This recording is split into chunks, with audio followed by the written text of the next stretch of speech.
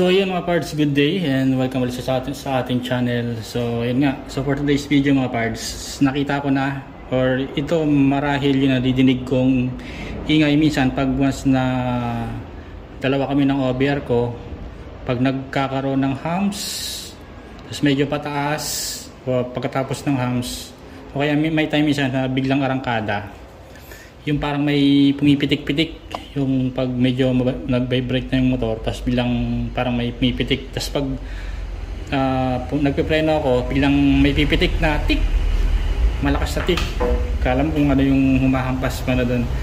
So itong naobserbahan ko mga parts, no.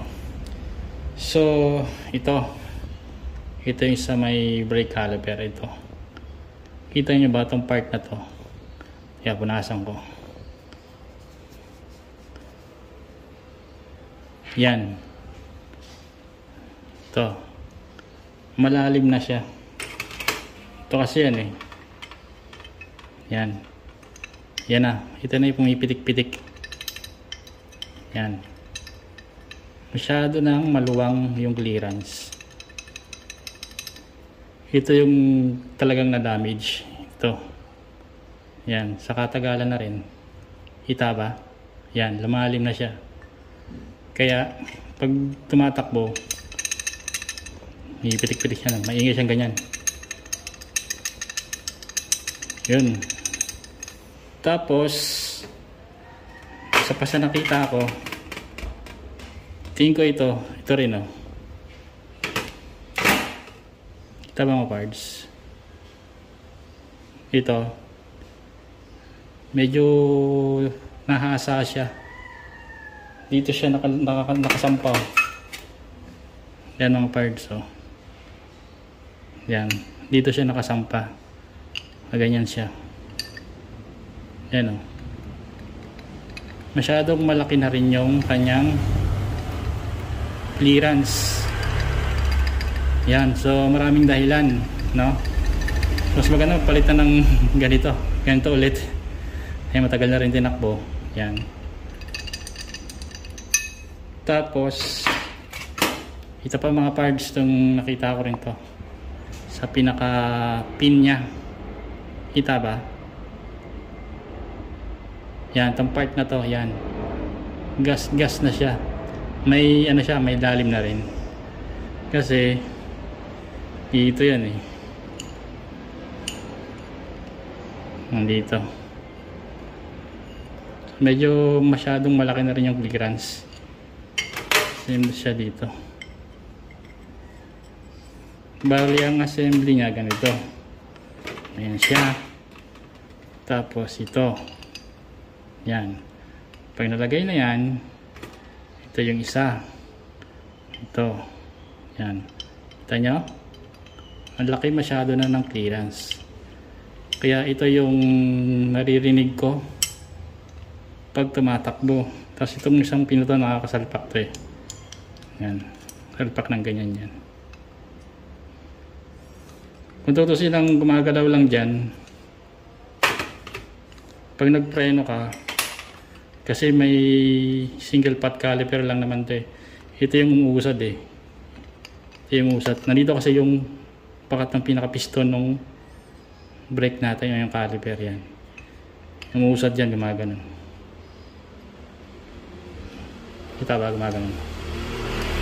Pero ito steady lang to. Steady lang siya. Ganyan.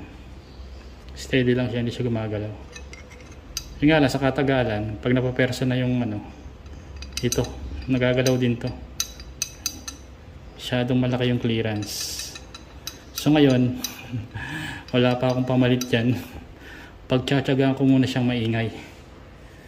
So ayun, sharing lang mga parts. It's either ito, yan, or ito.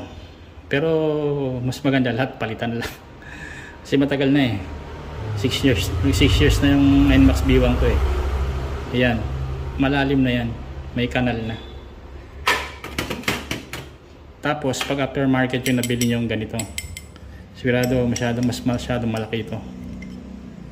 So ayun lang, kung share lang, kaya pagtsatsagaan ko munang maingay.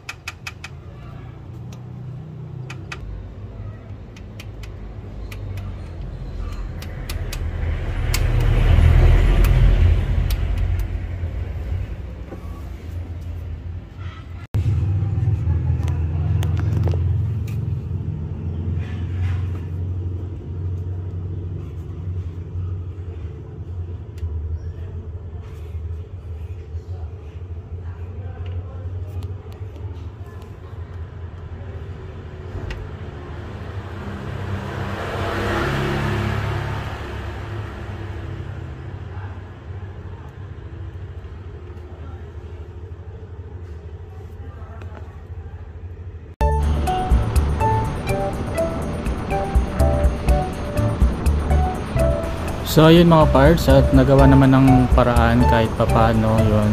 Pero yung paraan na yun, hindi naman pang matagalan. Maaring umingay din ulit, kaya hindi ko na siya pinakita kung paano ko ginawa ng paraan para kahit papano magamit ko pa naman yung caliper na maayos na hindi nagkakaroon ng ingay sa bandang likod nga, yung parang lumalagapak tapos may kasamang lagitik. Yan, pag nadadaan nga ako sa humps or pag mga paakyat, lalong lalo na pag may angkas na ako or may OBR na ako, kaya ginawan ko na lang muna ng paraan kasi wala pa naman akong pamalit. Yan. At kung bibili naman siguro sa Yamaha, yan, sigurado per order yung ganun, bibihira kasi yung pinaka bracket nung sa bandang caliper.